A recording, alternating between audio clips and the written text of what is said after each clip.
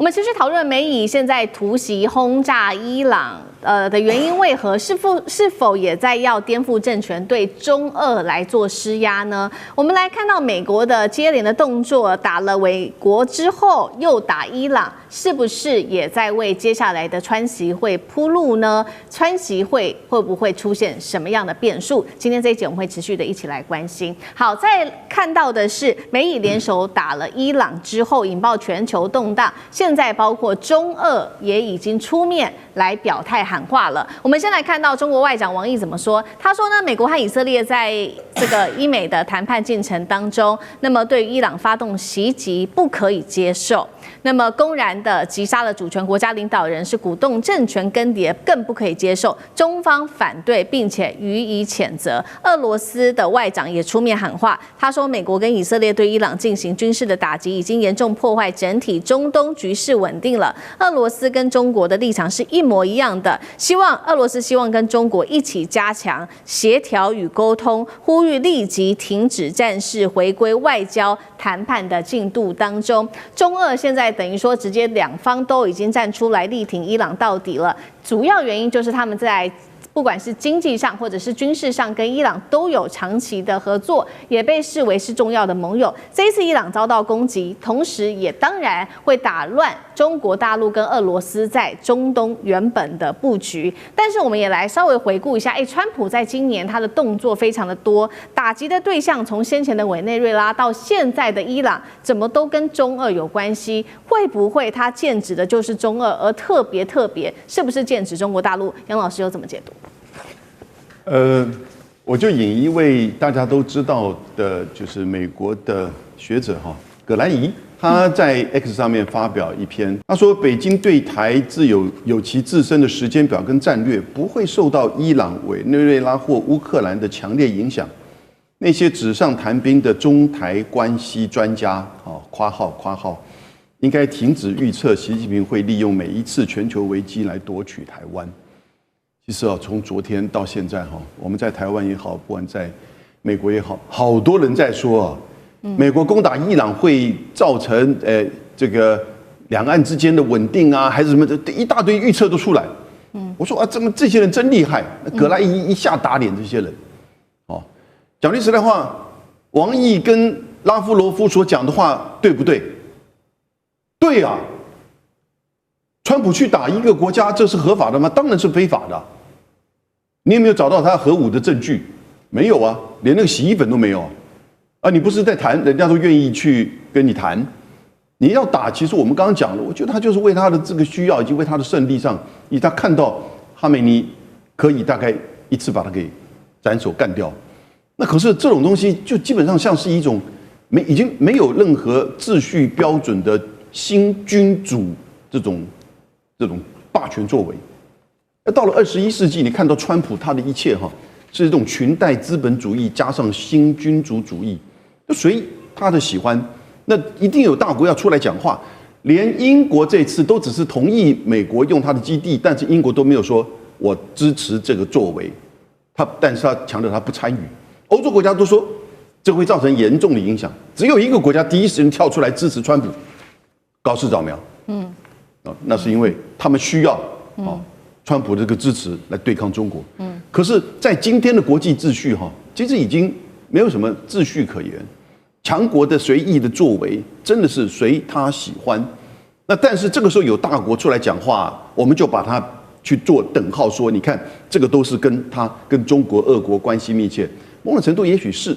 那伊朗2015年跟中国大陆谈成了一个几十亿美元的石油方案。但是这一次，举例而言，伊朗每天出口300万桶的石油，大概有80%是往中国大陆。对，就算300万桶都没有，其实对中国影响也不大，因为那个比例很小。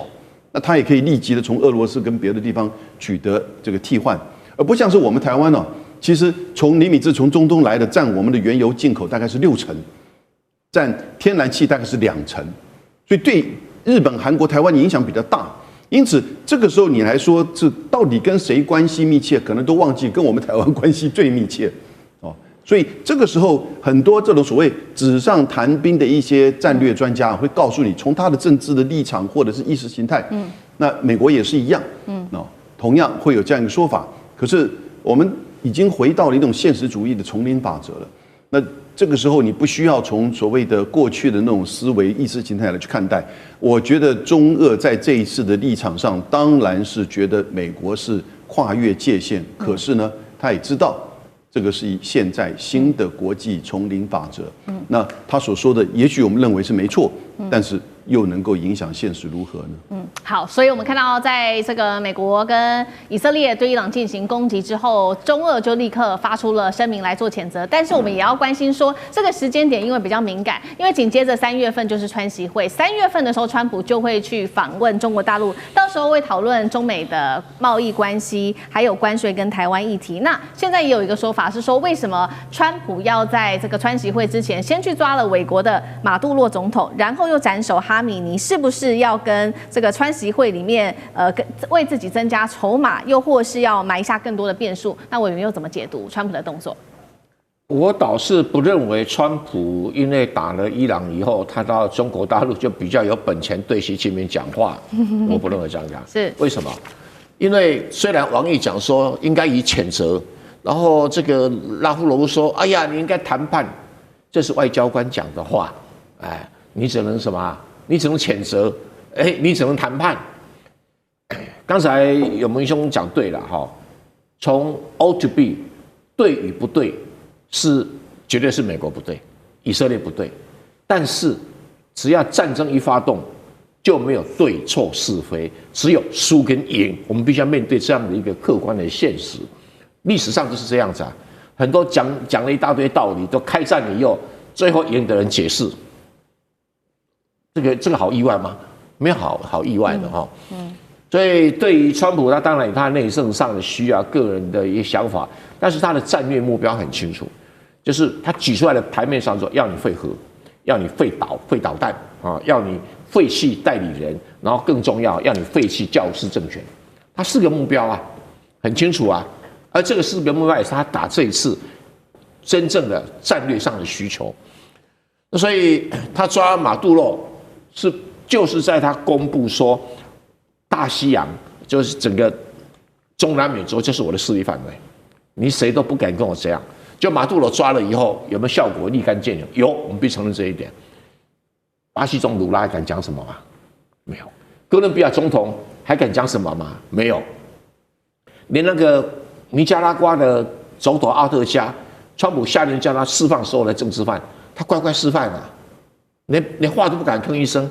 然后尼加拉瓜、洪都拉斯尼加拉瓜选举，说你如果给我选出一个反美，我就揍你一顿。那些选民乖乖投一个中间偏右的选民出来，这个就是立竿见影。你不能当作没看到它的效果。在国际政治上，武力还是很有用的。那你今天打了伊朗了以后，以色列在那边就当美国最大的军事基地啦，它可以牵制中东所有的国家。很多人讲以色列说啊，以色列把美国牵着走，错的。跟美国利用以色列作为它中东最重要的军事基地，其实以色列整个就是美国的军事基地，在战略上来讲，牵制附近所有的国家。所以对于这个美国，因为打了伊朗以后，就强化了它作为以色列作为军事基地在中东的影响力。它等于就可以对所有的石油输出国家，这个说一不二啦。因为你想想看哈，中国从波斯湾进口的石油占中国进口石油多少？50%。然后伊朗的占多少？伊朗占中国进口石油的13%。你知道基于这2个数字是代表什么含义？代表说我跟中国谈的时候，我多了一项筹码，就是石油。对。那中国这个50%来自波斯湾进口的石油，容不容易被取代？应该很容易被取代。因为它有个俄罗斯，所以中俄2国如果绑得更紧密，那对中国来讲，俄罗斯的石油产量够中国相当大概70%以上可以补足，没有问题。只是在运输的路线上因为没有做好，只有天然气管线做好，石油管线还没有做好，或石油运输系统还没做好。那所以你说要威胁中国，这个也谈不上，这不是中国不能解决的问题啊。那你有人讲说，哎呀，中国就不会让他去北京访问？不会，为什么？因为北京也有很多要从华盛顿要到的东西，所以互有需求。那你说伊朗对中国只是因为面子上比较少啦，哦。伊朗也谈不上中国的盟友啦，那你这个一个朋友被打，你帮他讲2句话也 OK 啦。你说真的为他卖命，那不可能的事情啦。中国有自己的利益啦。好，那我们也看到，那这一场战争在爆发之后，我们也看到现在中东可以说是乱成一锅粥，但是伊朗呢，它持续的加强打击。刚刚我们提到了嘛，伊朗除了打击美军的基地之外，还有以色列之外，它现在也在扩散，是无差别的做攻击。我们要统整到了几个大家比较惊讶的地区，包括现在是连杜拜都不安全了，非常多的航班也受到影响。还有呢，卡达的首都杜哈、阿曼的香港、杜洛姆都遭到伊朗的攻击。其他像是呢，在杜拜的国际机场、帆船、饭店都传出有爆炸跟火光哦，那民众受伤，中东一夜之间都变成战场。在这个时候，包括了英法德3国都联合谴责伊朗，说必要时候会采取防御的行动。怎么看这种无差别攻击到周围的国家？吕舰长。其实它不是无差别攻击，它是攻击这些周边国家的军事基地。那就是美国的军事基地。我们从这张图啊就可以看得非常清楚，这个每一个点都是美国的军事基地，然后伊朗就是这样不断的攻击，因为它现在美国的想法就是要让伊朗未来爬不起来。伊朗就是想要把美国的势力从中东赶出去，不过这2个愿望是不是能达成，我们就看着那个现在，川普他说他要打四个礼拜，那4个礼拜他的弹药够不够？然后另外4个礼拜那就已经到了他要去出访中国大陆的时候了。那这个也就是他的轻与重，那以及伊朗对于这个现势的判断的影响，但是呢，这里面有几个重要的部分也就是卡达国防部他现在已经告诉了半岛电视台，这是半岛电视台的一个那个新闻画面，然后这一个翻译是 Google 直接把阿拉伯文翻过来的，也就是伊朗的飞弹袭击了卡达北部的一个远程预警基地，也就是这一个那我们称之为普鲁爪的这一个长程预警雷达。所以，如果是伊朗第一时间选择攻击，而且看来也攻击成功了的话，我们台湾就要想一想我们的乐山雷达到时候如果遇到这一个台海冲突的时候，也是第一波被攻击的一个对象。那其实现在的这么多的问题也就是伊朗它本身进行这一个威慑失败的部分。为什么这么说？现在美国除了有关于浓缩铀要伊朗交出来，而且要停止研发，而且连飞弹都一起合并在内，因为它不断的透过这飞弹去威胁这个以色列。那我们看到之前他公布了，这个是2023年的时候，他公布了霍拉姆沙赫尔这个飞弹可以打2000公里。这个为什么2000公里？因为就是对准了以色列而来。那另外，它有没有高超音速飞弹？那它有没有打过？我们不知道。可是呢，如果按照最近出现在这一个伊朗的世界的一个照片的话，它好像发射了。因为我们可以看到那个照片，但是它之前实际上公布了这个高超音速飞弹的一些模型。那这也就是我们讲说，它进行这样的威慑那实际上反而引来了反效果。那会不会登陆？有关于登陆的作战呢？我们可以看到这一次有关于各种舰艇的派遣，我们就可以发现，其实这一次的状况并没有派遣任何的2栖舰艇前往。那这个也就是指明了，川普其实他只想透过这个空中的一个攻击，然后逼着伊朗投降。那另外呢，我们还要继续观察一个部分，我们现在都没有发现伊朗在攻击这个或者是拦截这个对他攻击的各种飞弹或者是各种的这一个战机，可是我们却看到了伊朗在拦截这一些无人机的部分。它为什么拦截这些无人机？这个其实是我们所看到的 MQ9的无人机啊。那这是美国的无人机，那它这是一个连续画面，那我们就可以看到它又被击毁了。那如果我们要特别注意的是，它这里下面有带一个夹舱啊。那这个夹舱到底是做什么的呢？